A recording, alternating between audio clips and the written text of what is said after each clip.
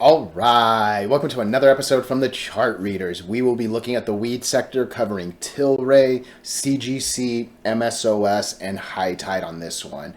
Clearly not the best of days, and honestly, I don't think it has anything to do with the weed sector itself, all right? You will hear me say this very, very often, but when the indices are good, so will the stocks. When they are bad, believe me, so will the stocks. And today was a bad day for the indices, all right? When you look at the DJ30, the Dow Jones Industrial, that is not a good candle. When you look at the S&P 500, SPX, that is not a good candle, right? I don't really look at the NASDAQ too much because this is just farming, right? So it's not like there's a lot of tech involved. But if the Dow Jones and the S&P 500 are doing well, so should weed. When they don't, it's gonna be really hard for weed to do well, all right? So the problem is we've now lost that 190 support. And again, in some ways, maybe I'm a little too cavalier saying this because this is, in some ways a single candle after a number of dojis, but yeah, it's starting to look a little scary, and it's seeming like, we're going to be coming to this 172, okay? With CGC, look, I was so loud about it getting really, really bad if that 405 line lost. Clearly, we're now in the 380s, and I mean, I'm kind of expecting it to keep going lower, right? It just kind of is what it is, all right? So MSOS got a real big rejection from an interesting resistance line that I drew. So we'll talk about that. And then high tide's looking okay. Maybe the fact that that one's, a little bit of an outlier maybe is something to focus on. I don't know. It's not fantastic by any means, but hey, it was at least better than the rest. So not the best across the sector, but again, I think it's less about weed and more about the surroundings, all right? But before we go any further and I give you more of my thoughts and opinions, what are we going to do? Same thing we always do, right? We'll take a look at the daily and the weekly to see how these things are setting up short term. We have our 5 moving averages. There are horizontal support and resistance lines that I do draw manually myself. And then when we are done up here, we'll use the MACD, RSI, and volume as our lower indicators. Hey, really quickly, if you can please subscribe to this channel, share this video online with your friends, comment good or bad if you disagree. I'm telling you, anything you can do helps so much with these algorithms, especially if you actually can help share this video, all right? So let's get into Tilray. And oh man, I was loving this 190 support line. I can't even pretend to say it, all right?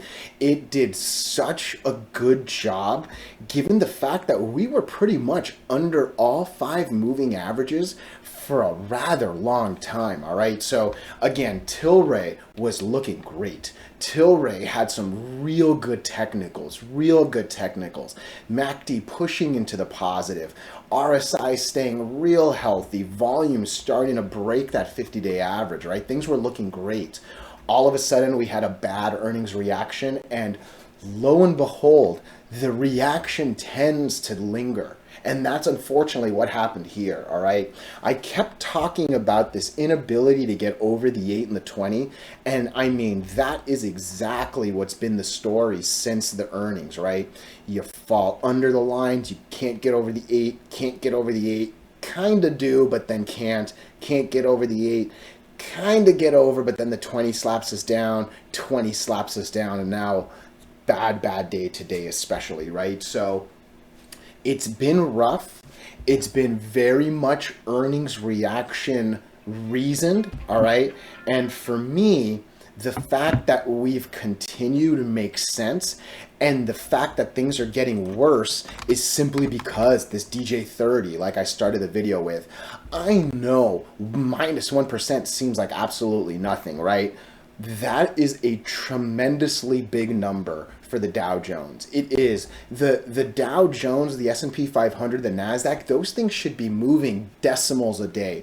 0.2 up, 0.2 down, 0.3 up, 0.4 down, 0.5 up, like little fractions, not full percent plus. It really shouldn't be the case, all right? Next thing you can easily see is we have lost the 8. Hopefully the 20 can save it here. Same story on the S&P 500. We gap down below the 8. We're actually below that 5,000 number people were getting really excited about, right? Like there's some worry. You can see the MACD and the RSI don't look great on the S&P 500. Where does it look on the Dow Jones? Looks not that good actually either, right? So again, when the indices are bad, there is really only so much you can expect on an individual ticker, all right? And like I said, what magnified the problem here was losing this 190 support. Okay, because I've been saying, look, as long as we can hold this, I'll stay bullish. As long as we're above the 172, I'll stay bullish. It is hard to stay bullish right now. You know, I am not here to be a weed fanboy, all right? There are plenty of other posts and videos that are going to keep saying, keep buying, it's all good, keep buying, it's all good, keep buying, it's all. That is not what I'm here for. If the sky is black because there is smoke and fire in the sky, I'm not going to tell you it's sunny and blue, all right? This is looking scary. It is really hard for me to believe that we're not coming here. Like, we're coming to 172. Let's just zoom in and look at these, right? MACD is in the negative. RSI and MACD are both pretty much diverging. You can't really see it too well on the RSI, but that's a hard divergence on the MACD and clearly the wrong way. I can for sure see red over green on the RSI at the minimum, right? I keep talking about the volume. It looks like it's decreasing. It looks like it's increasing. It looks like it's decreasing over the last 3 days. Once again, it looks like it's increasing, right? And if the volume breaks this 50 line consistently, that's going to be a really, really bad thing, all right? I have to draw the line now. I have been hesitant to draw it, but I am going to draw it. Listen, this is our all-time low support, 151. I do believe we need to start considering and worrying about 151, all right? I am hoping this 172 line can hold. Clearly it's held once, it's held twice, it's dojied this thing and then we took off, right? But I'm hoping we've got a couple supports on this line. I do, because if we don't, it could be a real fast drop to this 151. I don't know if this 162 will hold. Obviously you can say we wicked it already down there, right? When was that? November-ish? But yeah, I don't think I want to draw that. I think these are the next two lines, and I'm telling you, like 172 needs to hold. Otherwise, I am already, you can kind of tell, I'm now on the bearish side. I'm no longer feeling confident about Tilray at all. Like, don't get me wrong, you know I wasn't happy under the 8 and the 20. I always say bad things happen under the 8 and the 20, and I always say bad things happen under reactions, but it felt like the weed sector was strong, and it felt like maybe the strength would give, Tilly a little bit of time to recover, break the lines, and go. It doesn't feel like that anymore. It feels like we have lost all 5 and are on the process of dying, and I'm just here looking at the colorful lines and seeing what I see, right?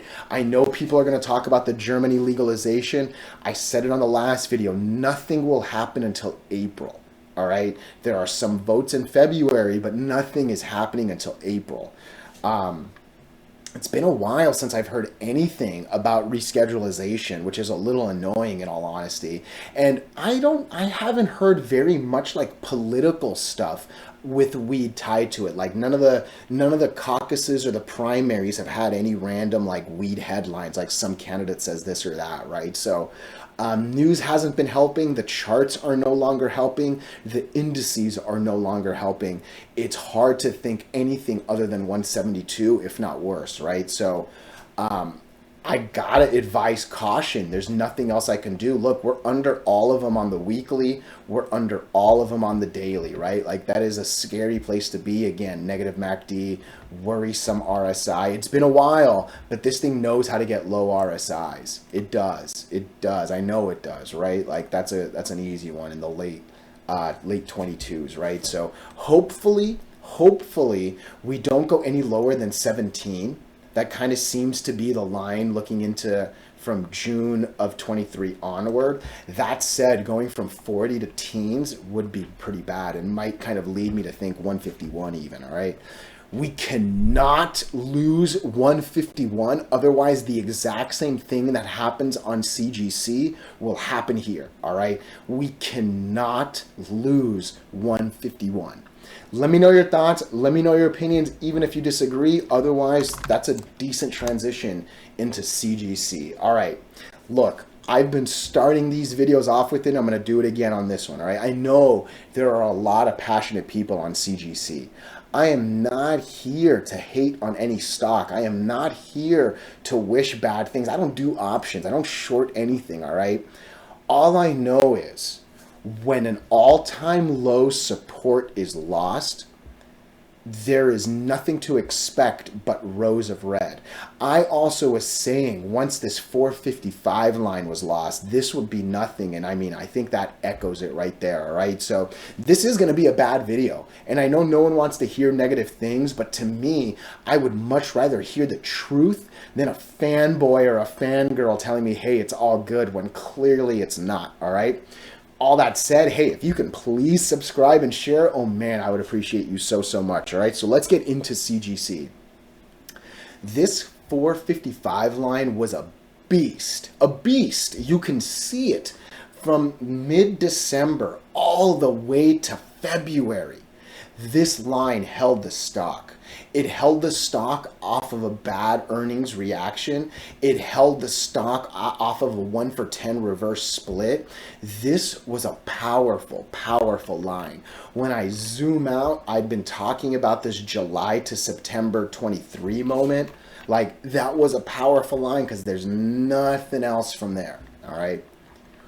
Once. And then the other thing I kept saying was, look, I know 405 was not the true all-time low number.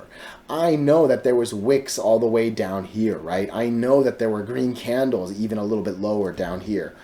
405 was my all-time low support for a reason. And again, I think the last couple days show why, all right? When a stock falls into all-time lows, I always call it a black hole vortex.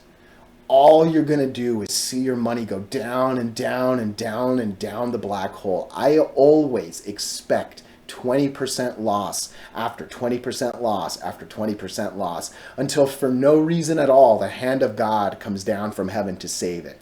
No offense to anyone religious. It's just an extreme, you know, there is nothing. I'm going to go to the weekly chart. There is nothing but black abyss. There is nowhere for me to draw an educated line and say, I believe that this line is going to catch it. No, there is nothing but black nothingness and black hole vortex that sucks your money away, all right? This needs a miracle. This needs the hand of God to come down and catch it. Otherwise, I'm seeing a negative MACD that is still diverging. I'm seeing an RSI that is still diverging, the fact that it's in the 30s. I zoom back and I look at a stock that knows how to get an RSI as low as 9, all right? I know a stock that gets an RSI as low as 4.55. I know one that gets one as low as 3.92. That all happened during a black hole vortex abyss of another previous all-time lows that happened around this 22 line. So to me, there is still to me, the volume hasn't even gotten extreme yet. Yup, we've definitely broken that white line for the last couple days, and that's what's led to this, but this white line is still going up. And we still haven't destroyed the white line, right? Like, there is more bad coming. The pain is not done here. This is why I kept emphasizing don't lose 455. It's why I thought 405 wouldn't even be that strong. And it's why I believe the vortex is not done sucking up money. I am not here to hate. I am not here to wish bad things. I'm here knowing that a reverse split is bad. I don't care if it's 1 for 10, 1 for 2, 1 for 200 million. Reverse split's bad and it generally lingers. when you have an earnings gap down, it generally lingers. Like wasn't there another earnings last Friday too? Maybe this wasn't even the gap down. Maybe I was thinking of this right here, I think. Maybe the 9th, whatever. Either way, earnings didn't save it. Technicals aren't saving it. Indices are going down. Best of luck to you if you're staying in this one, all right? Let me know your thoughts. Let me know your opinions. Even if you disagree, I'm telling you, I would love some good disagreement, like educated, and we'll have a discussion. I'm not going to hate on your thoughts. You know what I mean? Let's get into MSOS.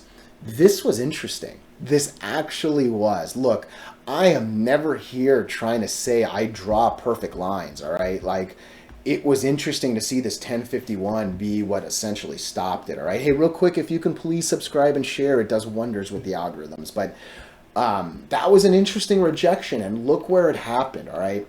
It wasn't even where I thought it was this line. Interesting, it was this one? Wow.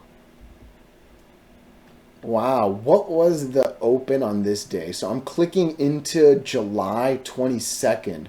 Oops, I moved. July, right? Come on, fat fingers, dude. Right here. It opened at 10:31.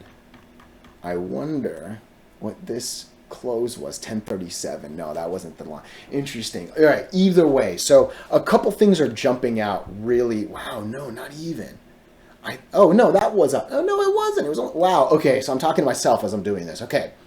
My thought was that the RSI was just a little bit higher. As I click into it, it actually only was 76. What were you on this day? 73 even.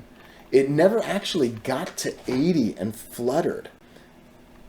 And we'd gotten to a high 89, even 92 back in September. Not relatively recently, but not so long ago. Interesting. It looked like that. Yeah, that kind of... Wow, the RSI kind of fooled me a little bit. I will say that. Look, bad things happen once you lose the 8. Hopefully, the 20 catches it and bounces you up. Once we lost the 20, that should have been a scary sign on top of the fact that we just gapped down, right?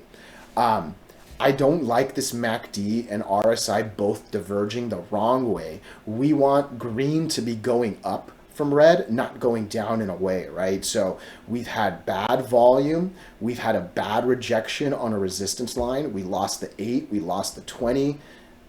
There's a lot of not good happening here. Lo and behold, not even to forget, S&P 500 is now kind of starting to go down, and Dow Jones is starting to go down a little bit, right? So look, this made a really good run, this being MSOS, right?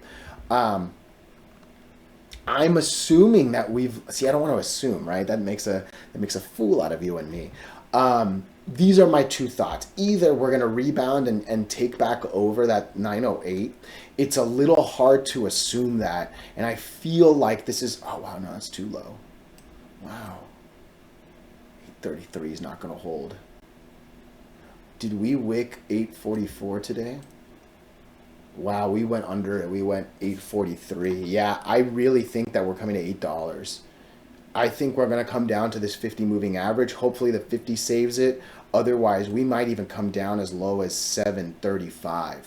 This is a green that can turn into a red. I don't think we'll go any lower than the 100 moving average. Obviously, I'll cover this again if we get down there, and we'll discuss about the 200. But ooh, excuse me. For now, I think this is my low target, but it's hard to not think $8. All right. I'm looking at this to see if I find anything else. Yeah, that's all I got to say, actually. What's the weekly look like? Oof. I guess that 1050 makes a little more sense. You can kind of call it a 100 moving average fail on the weekly. I don't like, obviously it's still a little early, but I don't like that we're under the 8 moving average right there. That's a little bothersome. Where is this at? 744. So the 20 moving average is at 744. I think that lines with the 100 moving average. Yeah, around 730 something. So yeah, I think we're coming to 8, maybe even around that 750-ish. So be careful here. Hopefully you've banked some good profits though. Let me know your thoughts. Let me know your opinions. Otherwise, high tide is where we're going to end it. And, you know, it's funny. I started the video by saying that this one's been doing relatively well compared to the others. But as I'm looking at this, I don't even know if that's actually true. Obviously, this one was a green day. It was a 0, essentially. as opposed to all the reds that we saw in the other one. But at this point, I think it's fair to agree that the market reaction to the earnings wasn't positive, right? I was talking about either breaking over 190 to make us believe, or losing 180 and falling, right? It did its best to not really give up, but it's no longer looking comfy, right? Like that seems like a MACD that wants to slip into the negative. It is doing a good job of holding the 50, but I'm just a little bit worried that the indices are going to turn, and that's going to bring this down. Obviously, when I'm talking about the indices, I'm talking about the US indices, right? Like this is a Canadian stock. I get that. I just do believe that when the Dow Jones and the S&P 500 go down, so will most, if not all, stocks, right? And that includes this Canadian one right here. So I feel like we're more than likely headed to the 100 at 163. It looks like that's what it's calling after hours. No, not really, but I see there's a stink bid down there at 165. So I don't know if that's, I normally don't care about after hours, but it caught my eye. The 50's been doing a good job of holding. I don't know. I think I'm not liking things down here. And I think the fact that this is now the fourth weed ticker and the last three were bad, it makes it hard to believe that this one's going to be an outlier. Now, look, I hope we don't go any lower than that. Obviously, if we do lose the 100 moving average at 163, my next line is at 154, right? So, yeah, a little rough here. But again, I think it's more just the indices need it to calm down, and it's a ripple effect, right? So let me know your thoughts, let me know your opinions. Otherwise, as always, I appreciate you so much.